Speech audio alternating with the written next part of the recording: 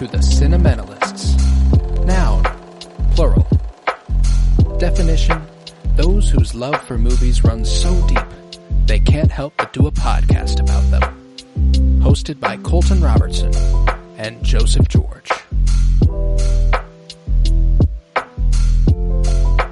Hello everybody and welcome in to the Cinementalists. We continue our month of pride here on the show with I Saw the TV Glow.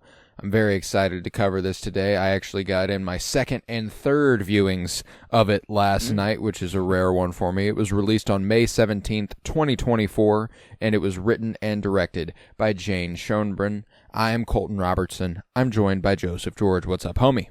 Oh, what up, what up? Always a pleasure to be here. Oh, and it's always a pleasure to have you. We got another first viewing on the docket for you. How'd you feel about I Saw the TV Glow? Whoa. This, we got some, queer touch that paranormal thing a little bit, but here we got... Not to the full extent. We got Lynchian vibes coming from here. I got some big... Twin Peaks vibes. I mean, I thought there was like a direct homage almost just some performances. Just in the, it was called something double. It was literally double something. Yeah, double lunch. And then there were like people singing in there. And I'm like, maybe even red curtains. I don't know. Maybe I put the red curtains there.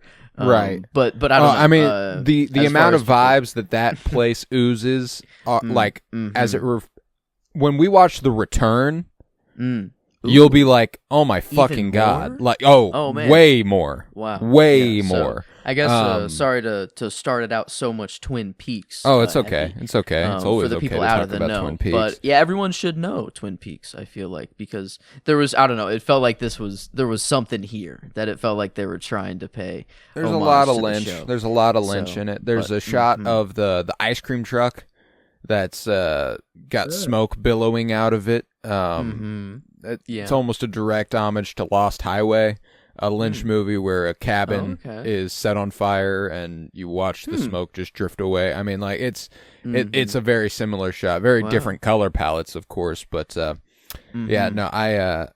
love this movie, man. It was only my, like I said, second and then my third viewing last night. Yeah. I watched it from like 10:30 to 2 or 10:30 to midnight, and then watched it again immediately after, but with the commentary by Jack Haven and Jane Schoenbrunn, which was cool. I liked that a lot. Yeah. I've got it on the Blu-ray, 4K Blu-ray set, so I have all these little special features, and that was always fun. Yeah. But how do those go? Like, you just get the movie and then they talk just over it during it at the same time, or like it takes pauses and then you have like it shows them actually. It's them talking over it the way we do commentaries. Yeah, it's the same. Okay. Yeah, they do their own version of it, and it's funny. Never go into a live commentary wanting them to talk about something in specific, because they almost certainly won't. It was so funny. Like there's some of the most important scenes in the movie, and it's still valuable. Like, I still love hearing about it and stuff, but they're telling stories from set, and they're telling stories about what happened that day when they were shooting that, and it's not like, oh, what do you think is actually happening here? It's not like that. Which is and I found that to be the case with a lot of live commentaries, and it's kind of the same whenever we do live commentaries. There's so much you want to say about every scene that naturally some stuff is going to get left out. The movie moves faster than you're able to keep up with. It's just one of those things where like the first 2 minutes, of the live commentary, they're making up complete fucking bullshit about the making of the movie, and it's super funny. I was wildly entertained, but I was also like, wait. There's pretty stuff on the screen. Tell me what inspired it and how you did it. But no, it's okay. Yes. Wherever the wind takes you, for the conversation. But yeah, that'd be cool to get those that in, because this, I mean, at least first viewing, I obviously wouldn't want that. No, of course not. I do just want the movie, and man, yeah, I was along for the ride. I feel like I surrendered pretty early, which is like surprise. Like for a movie like this, I feel like it's that's the goal, is to kind of surrender you to the ride or to the roller coaster and just be into the movie. Yeah, strap in. And this one, I was just kind of in right away. I don't know. I turned the lights to like the sameish pinkish hue. I don't know, from the poster. That was the kind of only thing I knew kind of coming in, was like the marketing, or like the poster and then the TV static. Glow. I don't know. Yeah, that was it. So that was all I knew. I don't know, but no, I was strapped in right away. It was fun. And just I don't know. It was I kind of like a Moonlight, where it's just you're kind of along for the ride, and things aren't expressly said, but it's just so crystal clear, the ideas and themes they're just trying to push through. And 100%. and this one, it's, not reality as Moonlight is, things are a little distorted, or or not so just real, and a lot more it's metatextual. There's a lot of there's a baseline layer where you're like, okay, well, obviously this is allegory. But if you strip all that back, it's actually a really, really interesting fantasy movie, which is really fascinating. Like, at least in my interpretation of it, removed from all the trans allegory, which we will be talking about. It's a story about a supervillain and Mr. Melancholy imprisoning Isabel and Tara in Owen and Maddie in the quote-unquote real world. The real world is what's happening in the Pink Opaque, which is bizarre. Like that's crazy. I love that. So like, and you're not watching it going, wow, I really hope they break. Like, what you're hoping is that Owen realizes she's a woman, and hoping that she accepts that, and that is what the Pink Opaque is, in an allegorical sense. The Pink Opaque is transness. It's realizing who you are. It's self-actualization. And now, if you remove that completely, it's the quote unquote real world. It is her destiny. How can I have a destiny? She asks at that one point in the movie. I love that. I love the aesthetic that they're establishing with the 90s period, the TV static and the is there a VHS, high pitch? Yeah. Like, do you hear that? Like, like in the, I don't know, just that whine. Yes, and like I feel like it's there on purpose to like, I don't know, make you feel uncomfortable. Is that like it puts you on edge a little bit. Like, I feel like this, I don't know, every time this comes on in a movie, my parents just don't hear it. Like, at some point, like, this is such a high-pitched noise that I feel like there are some people that are watching it that don't hear it, which is kind of interesting to think about. But no, the TV, like, this TV, they always blow my mind. Like, a flat screen TV is just a bunch of LEDs, but this thing is like bending fucking light with an electron ray tube gun. I don't even understand what the hell is really going on. and honestly, it legitimately sounds like a portal to another dimension, more like a flat screen TV does. And like, I don't know why until this movie it got me to think about, like, we are like the first humans that are experiencing like reality that's not reality, and like or like in a lot of it as well on screens and whatever. And sometimes I the think Pink Opaque feels more real than real life.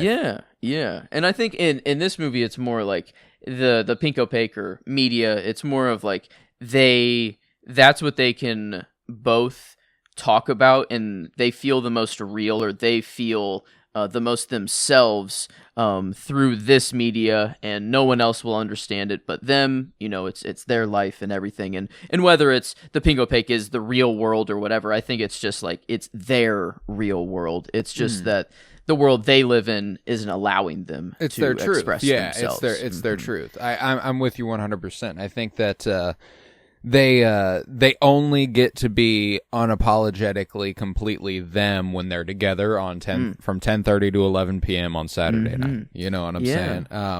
Man, we miss a little bit of that. The time, I don't know, scheduled TV. It's this reminded me of just a bunch of cool older things. I didn't grow up, I guess, as early in the 90s and stuff, but just like going to the Blockbuster, I don't know, and then the Red Box eventually, or just getting a movie and watching it with the family, or sitting down and having that like dedicated time for a movie. And yeah, obviously I think the movie's much more dealt with identity crisis and all of that. No, but there's a certain degree of that. The nostalgia and being drunk on nostalgia and kind of blinded by it is a powerful enough theme in this movie that it has convinced people that there isn't a trans allegory. There are people who look at it and do not see it, which is insane to me. But you know, you do you. Really? 'Cause, but the shot of like. No, I know. The dress. I know. Yeah, the smile, the only time, only time you don't need to tell me whatsoever. That's true, I guess. Yeah, wow, I'm like that. No, but I'm with you. No, I know you're not arguing with me or anything. I'm just saying, like that's that it's insane to me that and you know there's it's not subtle. It's almost not allegory like I talked about at the beginning of the movie. Like it is what the movie's in about. The gymnasium, the trans flag, like kind of right on the screen. I feel like okay. I mean, hey, we can. I guess people can agree to disagree, but I feel like this is just kind of wrong. No, yeah, here. it's pretty blatant. It's pretty blatant. You know, we got a trans writer director. You know, like I don't know. I feel like that's pretty much what the movie's about. Yeah, no, and I don't want to harp on that too much. It's not like that's a vast majority of people or anything, but I do remember after the movie came out and people were talking about it online, them being like, I just don't see it. You know, like critics tended to ignore that element of the story when they were reviewing it.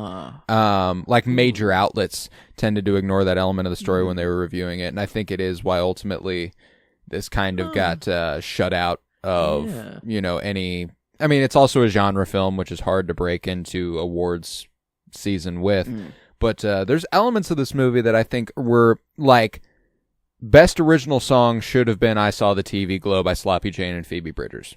Plain and simple. Yes, that is the best. Was that the double lunch? Was that? Yes, the first one. I mean, Psychic Wound is also awesome too by King Woman, but no offense, the first one. Yeah. Oh my god. The slower, softer. I listened to that. That was my number one song last year on Spotify. Like that was my top song. And this was my top album. This whole original album that they constructed for I Saw the TV Glow is unbelievably good. And yeah, I was like, I had no doubt that was my best original song. I think that there's an argument to be made for costuming, set design, you know, like there's just all sorts of stuff that like Justice Smith and Jack Haven, frankly, are unbelievable in this movie as performers. Like it was just one of those things where Eric Yue's cinematography is insane. Jane Schoenbrun's, if you can direct, like I personally, I think when we did the Cinementalists Awards, I ended up giving Jane Schoenbrun director.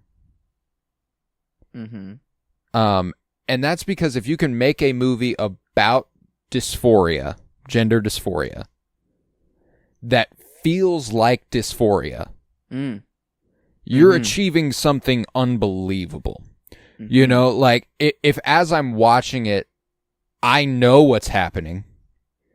I know what's at the heart of it. But there's still so much going on that I can't get there. You know, I see it in front of my face and I am like, what does this mean? You know, that's at its heart dysphoria, and that's brilliant. I don't even know how that's possible. That's what I was gonna say. The media or the people that might not be getting that hint, it might be, not the movie's fault. It's kind of that person who's not reading it. They just maybe just can't think that way, or they haven't thought of this perspective. I don't know. And just it's not quite clicking in their brain, because the movie does do enough, I will say, to be like, well, it could just be this weird show and paranormal. No, yeah, thing. It absolutely does. But it does enough to reaffirm itself as allegorical, And maybe it's even like that could be like what they're hoping for, banking for in saying that, like, oh no, your trans identity, it's just this TV show that's twisting your mind. It's not actually you. This is just this TV show and this this weird universe you're building, blah blah blah. But it's just really more of like, no, this TV show, or this is how I can explain it, or this is how it feels right, or this is where it stemmed from. Maybe at least maybe this was the first moment in which they realized that they were trans was while watching The Pink Opaque, and then from that moment on, it's just kind of like, well, whether the show is good or not, it is just the moment in time that will forever be cinched. I don't know. So it's like, and I kind of love that twist of whenever, like, it's rewatched and you see all the villains and they look just, goofy and cheesy, and it's like, it's not even the same show. But it's like, it doesn't matter. I don't know. It's kind of like a Star Wars thing. And I don't think Star Wars is on this level of from childhood to now, but like, I definitely did see shows way differently, or like the Jedi fights, or I focused on different things, I guess. Of whenever I was watching. It's an age-old argument, has Disney Channel actually gotten worse, or are we too old for Disney Channel? Mm-hmm. You know what I'm saying? Like, that's it's basically that's what happened. The shows that were on 10 years ago were as valuable to kids 10 years younger than us as the ones 20 years ago were to us. That's why I'm like, and I think that what's interesting about the literal depiction of the Pink Opaque is that whenever it comes to that part of the movie, him revisiting it and it being cheap and cheesy and nowhere near as scary as he remembered, within the movie, I do believe that is, again, Mr. Melancholy making him feel that way, which is it's like Mr. Melancholy is assuring that life is no longer accessible to him after this point. Yes, and there's And I mean, the character's name is literally Mr. Melancholy. It's depression. Like, it's that's why, like, whenever it comes to the end, the end of this movie is as heartbreaking an end to a movie as has ever existed. I mean, whenever Owen is standing in the corner as they sing Happy Birthday and then just screams and everyone shuts down. A, really good cue that this is not the real world. But also, B, Owen has every opportunity to see it's not the real world and continues to treat it like it is. Yeah, I guess I do, like, within the movie, I am like this different worlds, but I guess while watching it, I more read it as like that there is just one world, but the world that we see is like the world in which Owen is just living while he's oppressing all of his true self, his true identity. And then this moment right here, the scream is truly his true, like, this is the true identity coming out. This is no longer, nothing's repressing, and it is like, all coming out at once. The last kind of straw being broken, I feel like. And I'm with you. And this is why everyone freezes, is because, like, it's the real world and the other world finally, boom, coming to, like, together. And because there's the apologies afterwards. I'm sorry about before, but no one really reacts as if anything happened. Some of them kind of do. So I'm wondering if there actually was anything noticeable that the people in the room saw, or if there is just truly a different, like this is world A, world B, kind of the way that I see it is, I think you're right about the true self kind of brimming to the surface and being let out there. Mm-hmm. But Owen immediately goes back to repressing it. That's true. The way that he goes into the bathroom, cuts himself open, does look inside. I'm afraid to go in and see what's in there. He goes in, he sees what's in there, and then he immediately tightens it up and goes back out there and goes, I'm sorry about before. I'm sorry about before. I'm sorry about that. Sorry about that. Don't apologize is what Maddie tells him at the very beginning of the movie. And I do think that is the centrally important line of the movie is, don't apologize for who you are. Like be who you are, and don't be afraid to be who you are. And that's what guides Owen the whole time, is a fear of leaving the bubble that he's in. Like whenever Maddie's like, we got to get out of here, we're leaving. Don't tell anyone we're going. We're just going. And he goes to the neighbor and is like, you got to tell my dad I've been lying to him. I need to be in trouble, or else I will go with her, and I don't want to go with her. It's another one of those just sad moments in the movie. And the depiction of the father as well, just always like most of the time not even say anything, just like pure stare, or just just there, the figure alone. And then like also in the TV glow, but we never see what's on the TV. I don't know. That was interesting.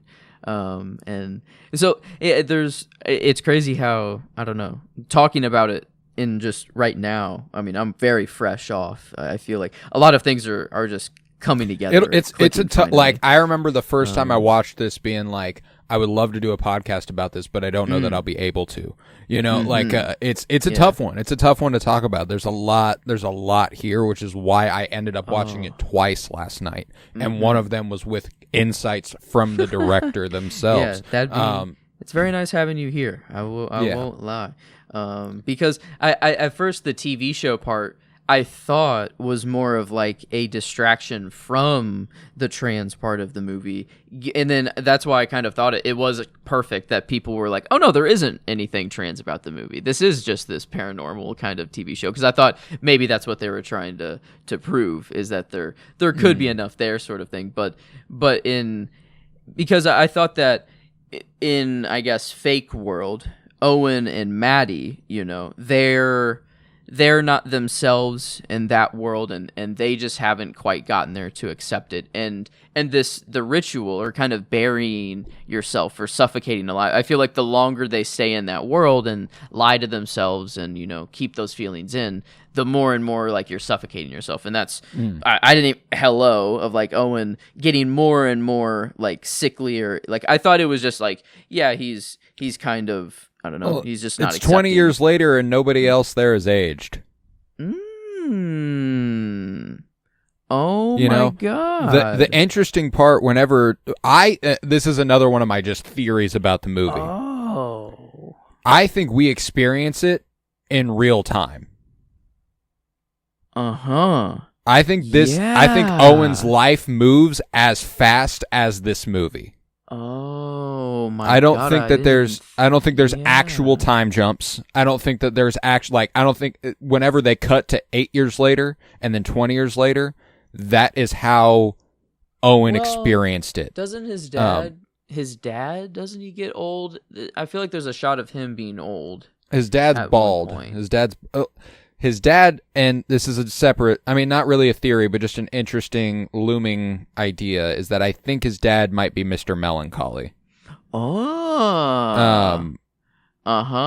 He starts to resemble him a little bit more towards the end of the movie whenever he's bald and stuff. And I don't know. And cool, that's Fred Durst, by the way, who is a member of Limp Bizkit. So that's just a funny little aside. Fred Wait, Limp as in Limp Bizkit, the music act. Limp Bizkit. Wow, he's just the dad. Okay, hey, wow, I didn't know, dude's an ally. I don't know. I'm assuming if you're Fred in this Durst movie, is dope. Yeah, Fred Durst is dope.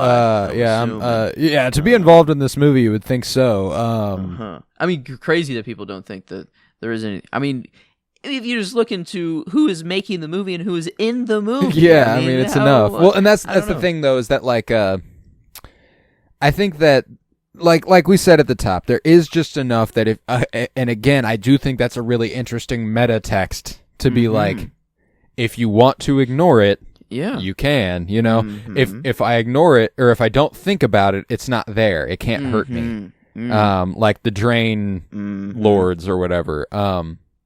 Yeah. You know, and that's a very key. You know, one of the things that I find the most interesting about the movie is the metatext for trans people. You know, like the idea of that repression, going through your life, knowing something is wrong, knowing that something about you, who you're presenting as, isn't right. It isn't you. It results often, this is something you'll hear trans people talk about, in memory repression. You know, like, do you remember that right? You know, do you ever feel like when you look back, something about it isn't quite right? Like that's a real thing that happens to trans people because at the time they weren't them. You know what I'm saying? Like that's and you know, if I ignore it, it can't hurt me. If I ignore my true identity, it can't hurt me, and that's what results in that repression. You know, it's a really, really. That's why I'm like, it's almost not even subtext. Yeah, you know what I'm saying? Like it almost is just the text. It almost just is what the movie is, and I think that makes it. It makes it a lot less subtle than a few of our other famous trans allegories, but I really, really do love it. You know, like one movie that will change drastically after watching this is The Matrix. The Matrix is you know, this movie is like if Neo just decided it's easier to stay in the Matrix. Yeah, you know, it's and it might be hell. I might know that something's wrong. I might know that my life might slip by, and I might never get a chance to act on it. But at least I've got my nice little desk job, and I've got a family now. It's just again like Moonlight. It's just like it's the environment in which is the enemy. You know, it's just this Mr. Melancholy. I don't know. I do love like kind of a little Truman Show esque. You know, like there is this TV show. It's like there is narration going on, and it's like we're seeing the episode play out like in real time. I don't know. It is really cool. And kind of I don't know. A lot to keep like during the first watch to not know like what to really focus on or key in on, right? Which was interesting, but now thinking about it, it is really cool. Of this, it's an infinitely simpler movie on revisit. I thought it was, and I mean, like, don't get me wrong, it's still intensely layered and it is quite complex, and like you know, Maddie says at the beginning of the movie, it's you know the subject matter is a little dense for kids. You know, like there's a lot going on you might not understand. I think that's another little bit of a metatextual line that's like you might blink and you miss it. You know, a little bit. But once you do have it, it's the revisitability. I didn't realize it had that. You know, like it kind of shelled me the first time I watched it. I mean, like it's a devastating movie, and I never thought that I'd watch it 2 times in one night. You know what I'm saying? Like, but it's just that good. And that's what like I'm so excited for the next thing Jane Schoenbrunn wants to do. I think that you know I still need to watch at the World's Fair. I can't remember what her first movie was. We're all going to the World's Fair. Yeah, I really need to watch that too, which is, you know, another. I mean, I've heard that's a little bit more of an actual horror movie. Okay, but yeah, she's got one coming up next that I love the title for. Let me look at her upcoming projects on IMDb. Yeah, teenage sex and death at Camp Miasma. Huh? Okay. Teenage sex and death at Camp Miasma, which is Whoa. just, let's fucking go. Whoa. I mean, wow. The plot is described as a queer filmmaker is hired to direct a new installment of a slasher franchise. The director fixates on the prospect of casting the final girl from the original movie, and the two women descend into a frenzy of psychosexual mania. So let's fucking go, I guess. I'm so in. It's ridiculous. Wow.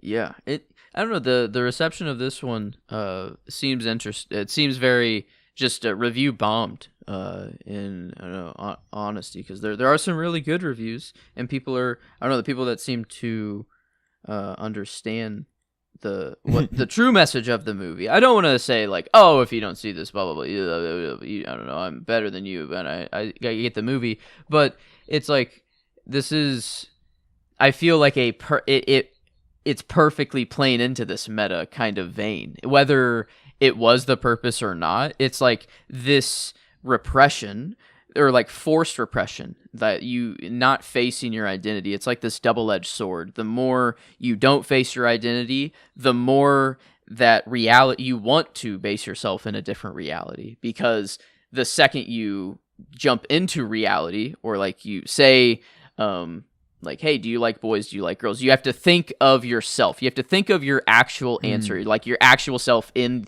your body right now. And then it's like, oh no, this is not what I want to think of. And it's it's just, it's not what you want. Like the way Owen puts it is devastating. It feels like someone took a shovel and dug out all my insides. I know there's nothing in there, but I'm still too nervous to open myself up and check. My God. Yeah. And then he does check. And there's nothing in there, It's a whole bunch, It's a whole lot, and a whole damn town. I don't know. Some would say no, and I wonder. Like at first, I thought that this was Owen actually committing suicide with the box cutter, and then this opening. Like I thought that in his. In, I don't know, like in other world, in pink, opaque world, the TV glow is all seen. But in real world, or like I don't know, the arcade, it would just be blood, I don't know, everywhere. And I thought that's what we're going to cut back to. I was really kind of not glad that we cut back to him, or just the apologies and just like, oh no, I'm sorry. And it's just a brutal ending of just kind of, it's you want, I don't know, that moment of like somehow the transformation, but then I feel like it would be kind of cheap if like, and I love that I go into these rewatches knowing Maddie's right. Yeah. You know what I'm saying? The first time you're watching, there is still that like, oh, she does sound kind of like, crazy. Oh, you might be going off the deep end here. Yeah. Yeah, exactly. Well, and early on, whenever whenever she's like, I swear secret agents sent her to do you're like, oh, are you okay? Yeah. There's a little bit of that, but there comes a point where, especially after you watch it for the first time, that what you realize is that Maddie has realized themselves as Tara, like they go, oh wait, that's who I am. I've figured it out. I've beaten Mr. Melancholy. I've got to save Isabel. And that's what's so fascinating, is that like, while it does sound funny to talk about the movie in those terms, that is what's happening for Maddie, like that it, and I do think that I adore Jack Haven.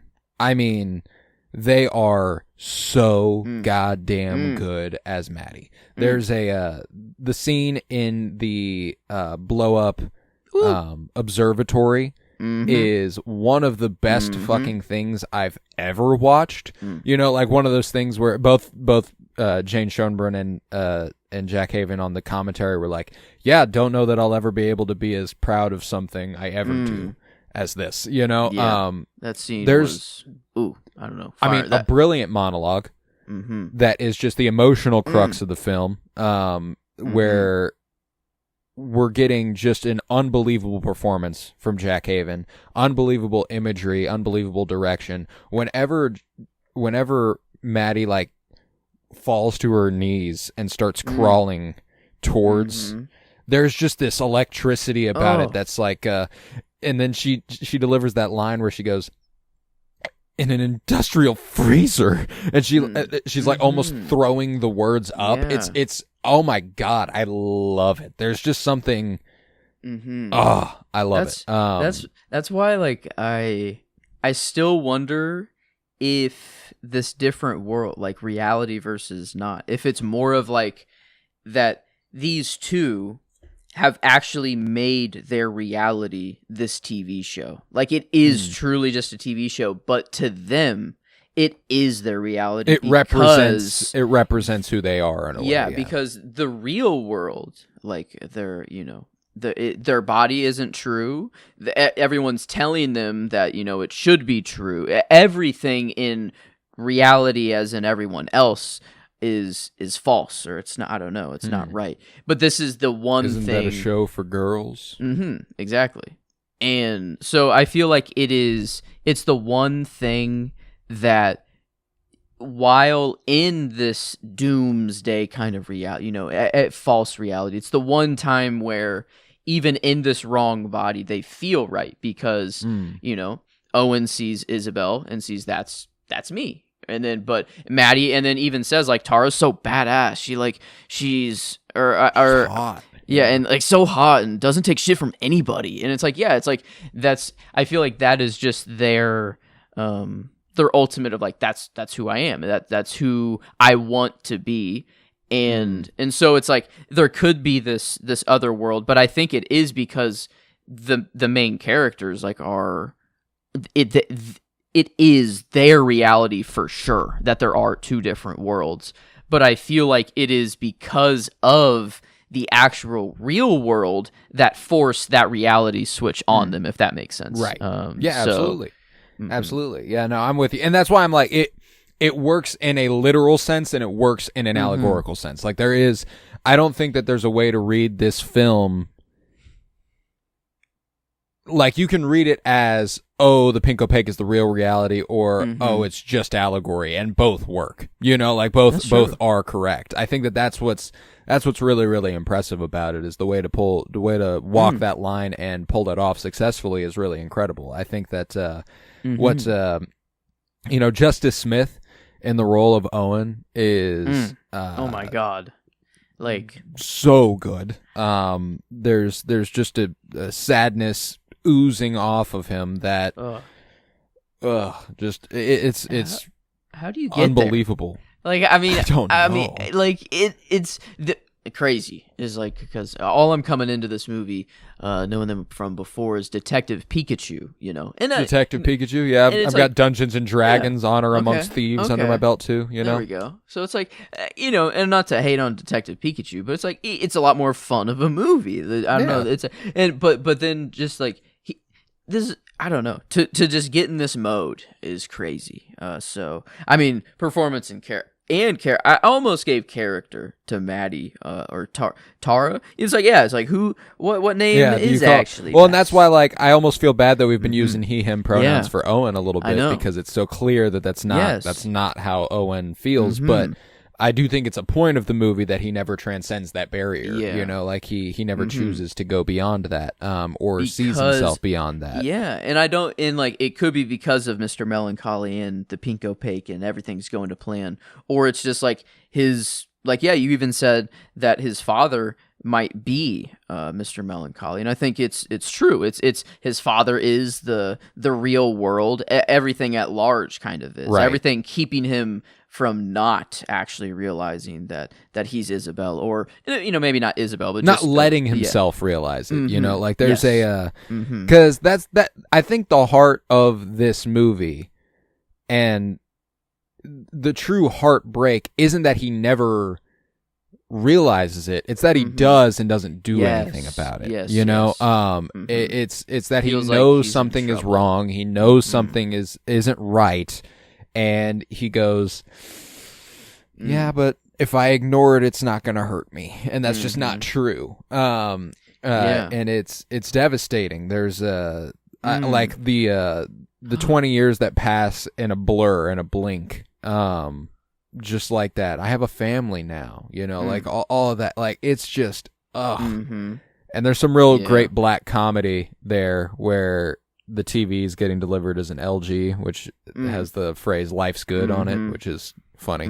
Okay, so maybe I guess some actual time jumpy is actually happening if we have a flat screen being delivered. Well, and that's why I'm like, it's like it's there, but not. I do. Yeah, that's why I'm like, it isn't as literal as the movie makes it seem, but it's also it could like that's why I'm like as if that because Connor O'Malley, that actor who sings "Happy Birthday" in that sequence was earlier in the movie getting his dick sucked in the back room and was the guy who was like, "Look me in the eye, just look at me," like, come on, it's.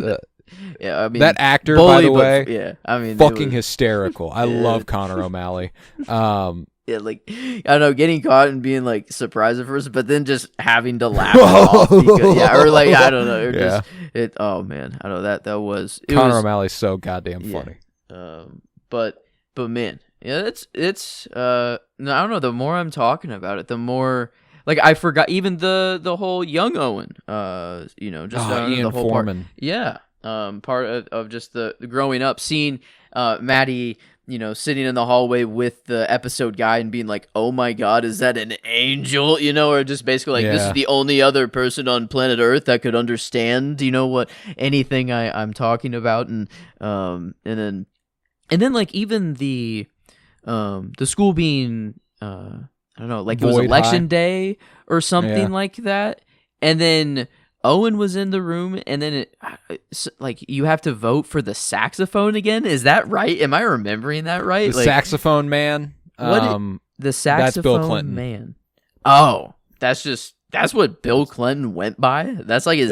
That was. It his wasn't what he went by. There was like he played the saxophone, and she was like, She was like, "Hey, like we got to vote for the saxophone man again. Like it's like, get excited. He plays the saxophone, isn't it? Yeah. Why is Owen? He's fucking in what grade? 7? She's taking him along and making it feel like it's a part of like it's a fun thing to do. So it's just like his mom's vote. His mom is voting. He's just going in there with. I was kind of I'm like, what the fuck? I've never heard Bill Clinton as the saxophone man. So I'm like, wait, what the hell is going on? Okay, it's just that he played the saxophone. Wow. So that was actually that one was not as meta. That one wasn't as meta. That was just we got to vote for the saxophone man again. And it's funny. Awesome.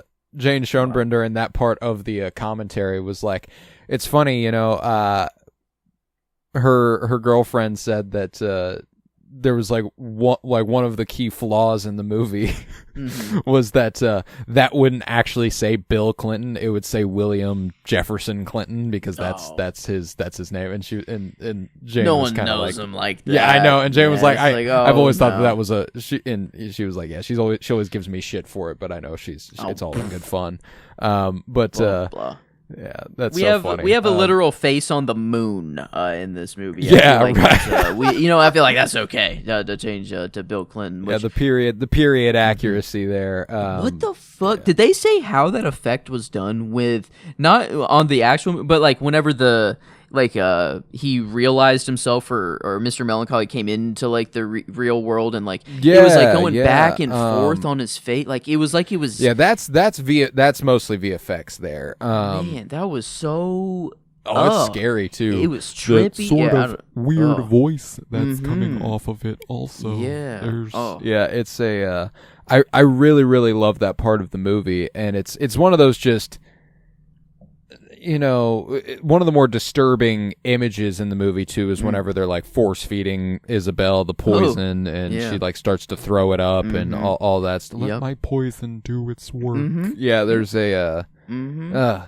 it's just digging out everything from the inside. It's like I feel like that's like I feel like I'm more on the train of like the real world has forced this to become their reality more of a thing because even the characters. There's another one of the fun little things that does lend itself to the idea that it is a fantasy and that this is actually like that the pink opaque is the real world is that whenever Owen drives up to the downed tree and power line, and it's like zapping and shit, and he finds all the pages. The page is for season 6, episode 1. Oh, and it's the series finale was season 5. And Jane Schoenbrunn explicitly in the commentary was like, if you pause, I made sure all the words were visible here. Oh, really? Oh. And it is the plot of the movie. No way. That's is season 6, episode cool. 1. You know, like they say like Tara's the first one to realize that something's amiss, and like all of that. Like that's so cool. like it's an interesting little like. I think what's interesting about the allegorical layer is that Owen is continuously presented evidence. Mm-hmm. You know, presented. You know, the feeling deep within. Maddie telling him, you know, like all the stuff that's like, this isn't right. You must see it. Do you remember we used to, you know, like you used to wear a dress and we used to hang out that way. Like you felt happy. You had a good time, you know, and Owen continuously represses it. And there's it continuously pushes it down and refuses to accept it or acknowledge it.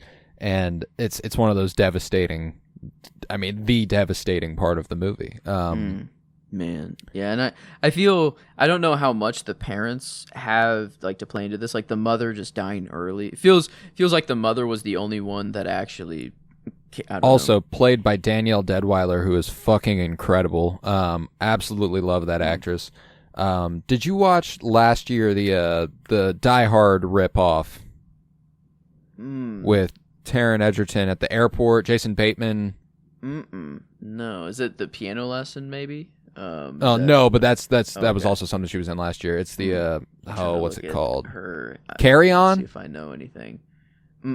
Oh no, I guess my dad watched that. I don't know. I saw that on his letterbox, but no, I haven't. Yeah, Carry yet. On. Yeah, she was in that. She was She was like the detective in that. I was trying to think of something you would have seen her in most recently, but yeah, I mean, she was in The Harder They Fall. She got Oscar nominated for playing in Till. She played Emmett Till's mom.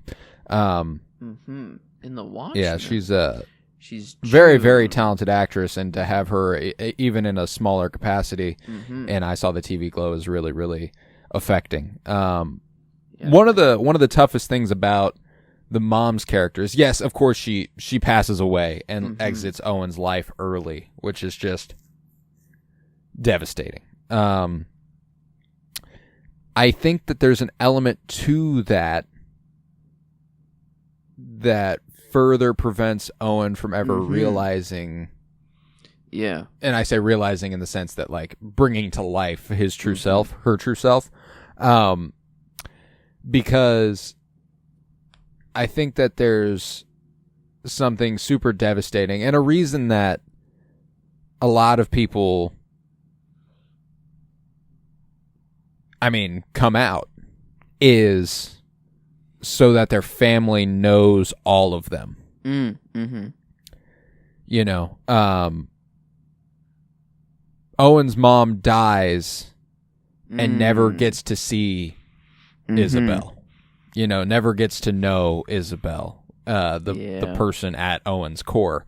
And I think that there's something that's almost like if the person who loved me the most never got to see me, maybe I shouldn't ever be that person, you know, like, and I don't think that's not 100% of the reason, but I do think it's part of it, you know. The dad also never would accept ever.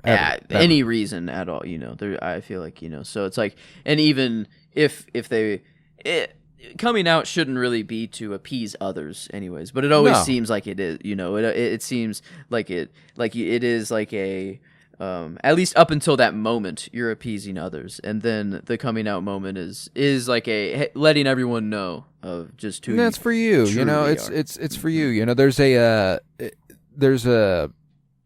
and that really is the thing, you know, like, I read a book a couple years back. I wish I could remember it, but they explained that they told their grandparents that they were bisexual because their grandparent, like, I can't remember if it was her grandpa or grandma or whatever, but either one of them didn't have much time left, and they hated the idea that they would die without knowing who she is. Yeah. Like knowing all of her. And I think that's really, really affecting. There's I just watched a documentary on Harvey Milk, the Times of Harvey Milk, who was the first gay elected politician in America. He was a supervisor in the city of San Francisco, and the last monologue of the movie, of the documentary, is a speech he gave where he was explaining, that you have to come out, you have to realize yourself, and the more of us who do come out, the more normal it will be. The less alienated other gay people will feel, the less alone they'll feel, and the more people will see, oh, we're just normal people,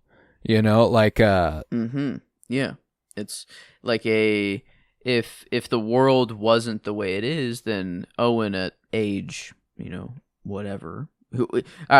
It seems that we begin at 7th grade, whatever. But I feel like the thoughts were probably, no, definitely bubbling before then. But yeah, it's like it's just the world, his father, Mr. Melancholy, whatever you want to kind of wrap it up in, telling him, no, this is wrong. This isn't who you are, actually. If you do say this, you are wrong. You're crazy. You're insane. You're, just be, sick, be whatever. Yeah. So it's just, again, like a Moonlight thing where it's so aggravating because there isn't like a one villain you can point to. It's just the environment at large. It's just the world that like we've crafted as humans, which is like even more devastating. It's like I can't, I'm not a killer or whatever, but I can't just kill one person and rid this a problem of one thing. It's not, there's not like one, I can't just attach all my anger. There's not one thing that needs to be done. It's a cascade of actions. And it's just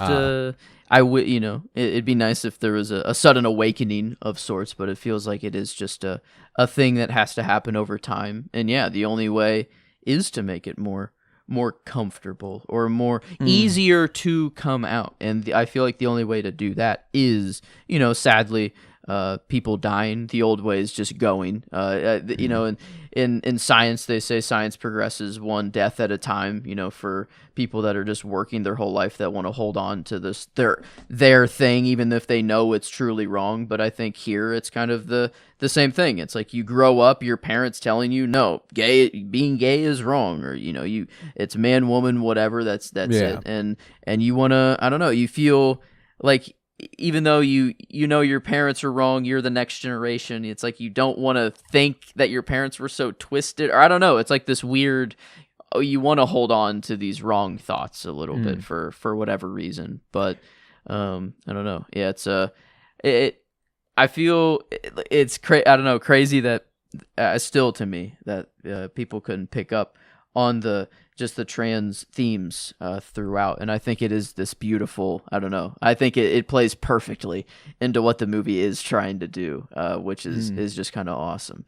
And yeah, just if people just would let, I don't know, why we gotta be so restrictive, why we gotta be so, why can't we just let people be we are here. We get like 100 years now, which is crazy. Like that's like you could live to be 100 years, and we got to spend however much of it lying to ourselves about who we are, for the first however, until we, sadly have to grow the steel balls or whatever metaphor you want to use to actually come out. It's like, no, you should be able just to do that from whenever, I don't know, an early age and just the whole time. But and yeah, there's just, I mean, we live. I fucking hate. We live in a society. I can't believe that. That's what came to mind. But we live in a society where like it's just. I mean, just look at the way things are. It's. I don't know how we've regressed as much as we have, and obviously a lot of progress has been made. But there's an obvious degree of just willful cynicism on in general when it comes to the LGBTQ community, like towards the LGBTQ community. I mean, not within it, but just kind of going, like one of the things that I've been thinking about lately is that quote from Tony Gilroy from Andor, from the press run of Andor, where he says how narcissistic we must be to believe we live in, unique times or whatever. Yeah. One of the like I'll connect it back to that documentary I watched, The Times of Harvey Milk. One of the pieces of legislation that was on the floor of California, of the California State Senate, in the 70s, was whether or not gay people should be allowed to teach children. Whether or not, and now it's like, should there be pride flags in classrooms? Should genderqueer athletes be allowed to participate in sports? Like there's just we're still there. It's 50 years later, and it's not the exact same thing, but it's close enough. Like it's it's disturbing and it's sad, and it's one of those things where I just really wish that, like you said, I wish a switch would just flip, and everyone would go, "Oh wait, that's fine." Dumb. Yeah, like that's fine. Why do I care so much? Like, why do I give a fuck? Why do I give a fuck what other people do? Like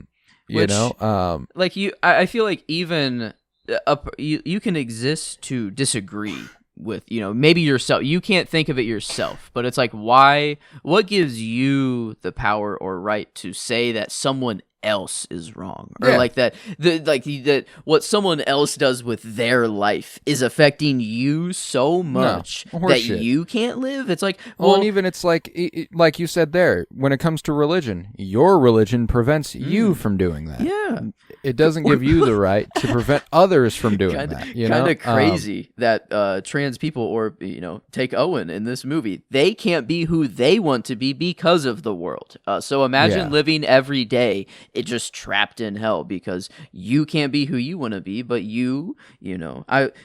straight, whatever. I feel like just saying this all the time, I feel like I'm labeling anyone who's straight or just normal in air quotes, or just the way things are supposed to be in air quotes. It's things are easier for you, not necessarily, but it's just that I don't know. There's less from the get-go that is inhibiting you. Yes. It's easier to go with the stream than to fight the current. Obviously, circumstances are different for everybody. Things happen, but no, that's you're right though. There's an inherent privilege to it, and that's why and now you're touching on something that can you imagine living in a world that doesn't want you to exist? They've convinced all of themselves that the world doesn't want them to exist. That's what they've convinced themselves of. And that's dangerous. Because it couldn't be further from the truth. Like this is a real phenomenon, like regress memories, or like just to completely blotch out plots of your life, and it could be harmless in the sense of like it's not affecting anyone else other than the individual. It's like it is very, very heartbreaking for the individual, but it's not doing any damage to society on the greater scheme. But like it could, like possibly someone could be doing very bad things and forgetting, of these memories. And it's not like, again, it stems from the environment to get them to this way in the first place. It's not their fault in the first place. No. It's this, I don't know. We're all just these innocent children, the innocent little sponges that absorb the world around us, and then we just, I don't know, spit it back out the best we can.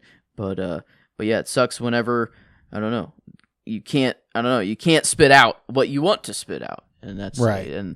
That's so. I don't know. Yeah, Owen. It does feel wrong to say Owen kind of the whole time, but even by the end of the movie, it's. I think that is the point. Is like the world is still so against it, or like even though we've become a little more accepting, and it's things are starting to change, and we are whatever. It's not like it was before. It's still no, like even to this day.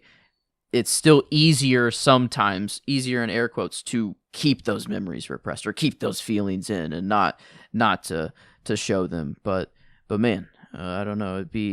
I don't know what has to happen, but god dang, this is a war that's not ever a war. I don't know, that won't be a war in the history books, but just the war on self, or the war on, I don't know, just who we are. I don't know. That's the true age old question that we've never answered, I feel like. Right. And that, I don't know. Maybe that's why we just all fight all the time over this other stupid stuff, is because it's way easier to, I don't know, it's logical of like, hey, you took my thing, I fight you now. But all this stuff is actually hard to think about and very progressive, and you have to, I don't know, sit down and analyze and such. But self-reflect. Yeah, no. You have to look inside. You have to dig inside and see what's in there. But man, yeah. What I don't know, a movie to get me here. It's a gorgeous film, man. There's infinite beauty in this hour and 39 minutes, and it's crazy that it's that brief. Yeah, I always remember this movie very is longer fast. than that. And I'm not saying that it's like I'm not saying that like it feels longer. It's no, I mean like, it feels longer. It feels longer in a it's- good way, not in like it drags way. It just feels like there's just so much that happens that us getting it in an hour and 39 blows my mind. So much juice, so much is said. Yes. That was one of the things that I texted you last night after I finished watching it. I was like, the only problem with covering a movie like this is like, what could I possibly say about it that the movie doesn't say? Yeah, you know. And I think that's another perfect, like people that dive into a specific show, medium or whatever. It's like it's weird to some people who are on the outside. It's like, oh, you're like, what a Star Wars freak, what a nerd, or like what a weirdo to dive in that much. But it's like, if there's something that just resonates with you so hard that it's easier for you to explain it in movie format or whatever, it's like, well, probably because the person who created that movie is like in a way similar to you, or like it's not the art itself. It's more of like just the human nature surrounding it. So I feel like I loved that perspective of like people who like can form complete friendships over talking about movies and TV shows. Hey, that's kind of weird, crazy that happens. And do you like boys Yeah. or girls? Yeah. I think I like TV shows. Yeah. So it's I don't know, it's just art. I feel like, and at large, and it's weird. I feel like there is this line of difference of like movies and TV shows versus like a painting or something. But I don't. At large, everything is still just art, and I think it is. I don't know, just how if it truly resonates with you so much.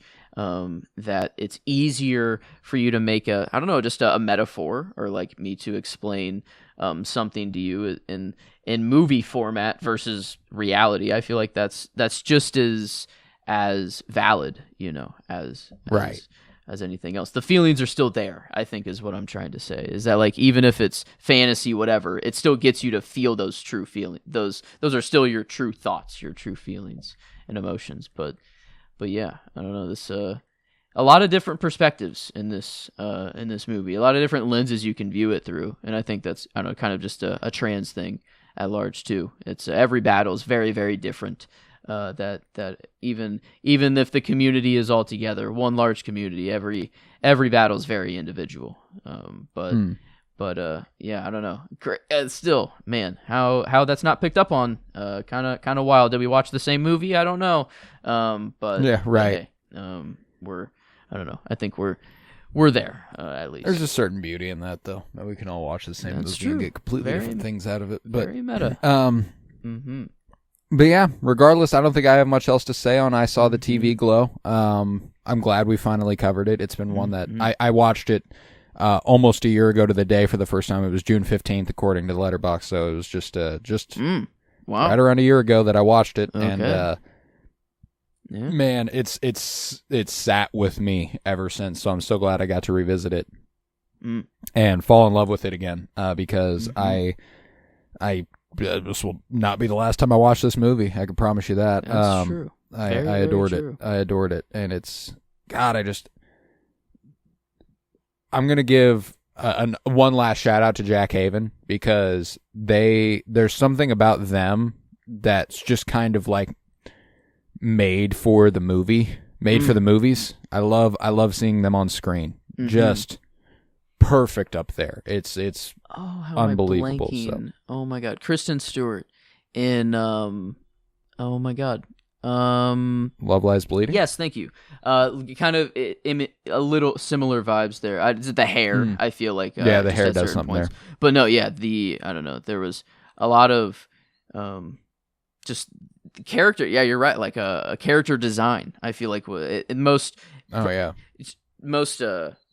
If I were to give one award for just one character, the best design overall, the changes they go throughout the movie, it'd go to I don't know, Maddie or I don't know. It does feel wrong, but Maddie or Tara. I don't know. Tara, she does make the transition. I don't know. She actually does realize. She embraces it. So becomes Tara. So I feel like Tara is more correct there. But yeah, but there is still time. Yeah, no, I love this movie. So I think with that, I'll do the plugs, and then we can rate this movie on a scale of 1 to 10. Very, very excited for that.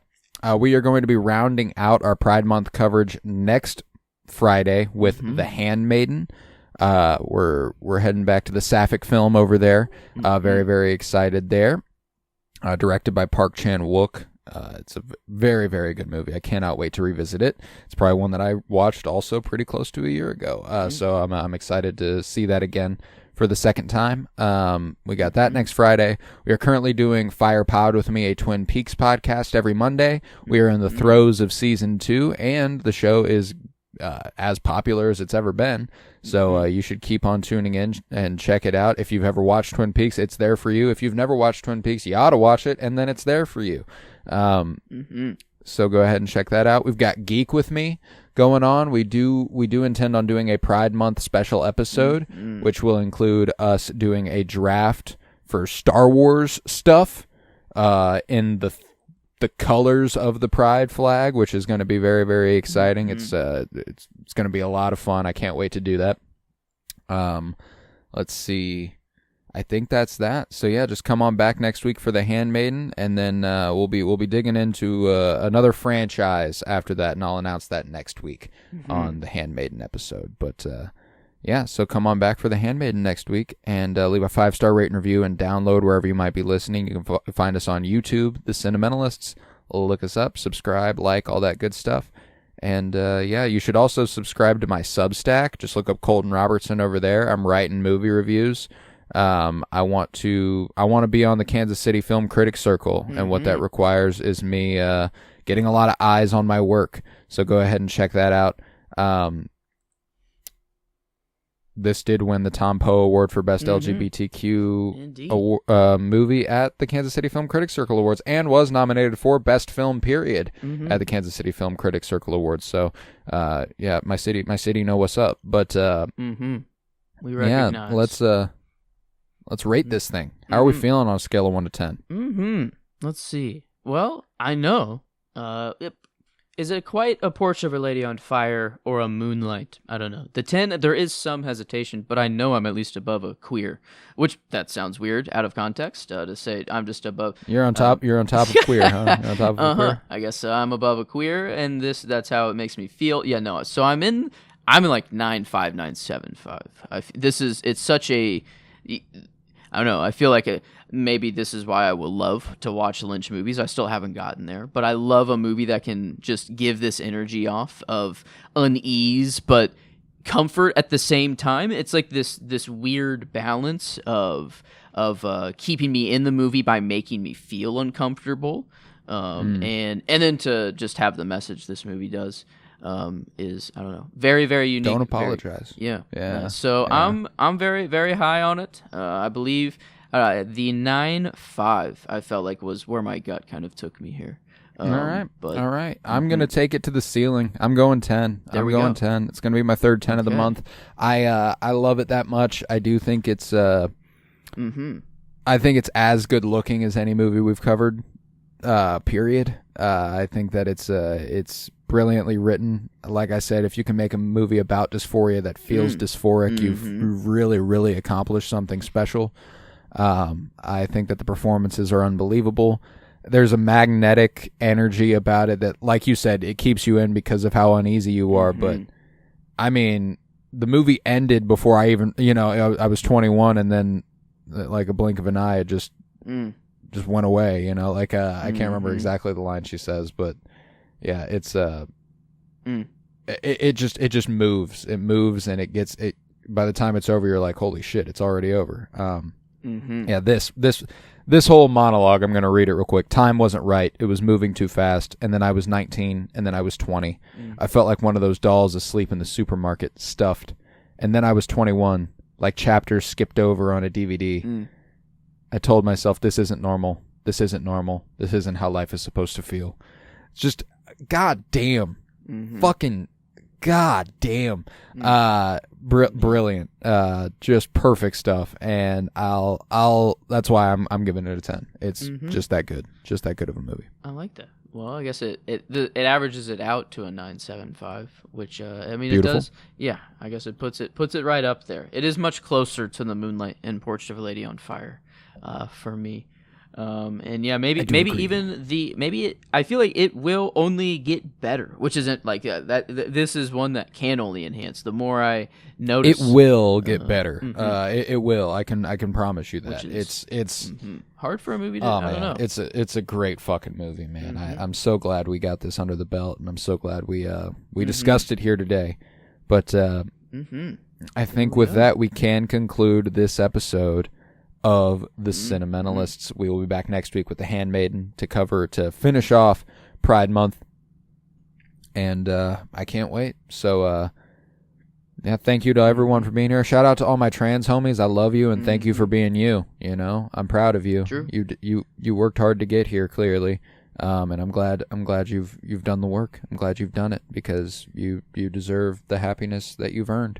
But fighting the rebellion one person at a time. I don't know. Every battle matters. There you go. But yep, I was Colton Robertson. I was joined by Joseph George. Thank you very much, homie. Oh, thank you for having me. It's always a pleasure to be here, homie. Oh, and it's always a pleasure to have you. And remember, there is still time.